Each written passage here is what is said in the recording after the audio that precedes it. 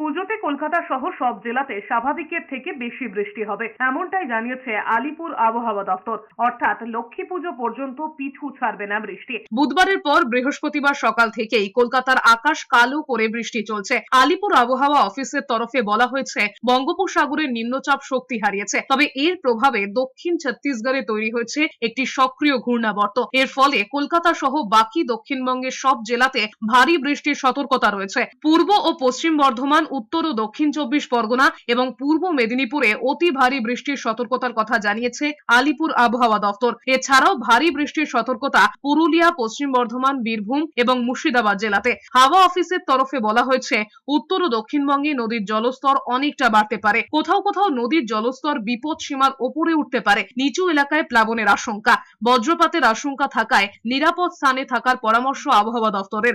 দক্ষিণবঙ্গের পাশাপাশি ভারী থেকে অতি ভারী বৃষ্টির সতর্কতা রয়েছে কালিম্পং, জলপাইগুড়ি, আলিপুরদুয়ার, কোচবিহার এবং উত্তর দিনাজপুরে। শুক্রবারেও ভারী থেকে অতি ভারী বৃষ্টি হবে উত্তরবঙ্গের কালিম্পং এবং আলিপুরদুয়ার জেলাতে। উত্তরবঙ্গের পার্বত্য এলাকায় ধস নামার প্রবল সম্ভাবনা।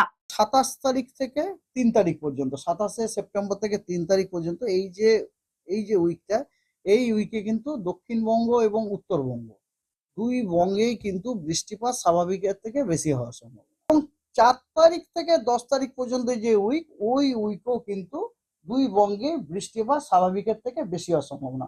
দুর্গাপুজোর যে সপ্তাহটিতে, ওই সপ্তাহটিতে পশ্চিমবঙ্গের সব জেলাতেই স্বাভাবিকের থেকে বেশি বৃষ্টিপাত হওয়ার সম্ভাবনা আছে।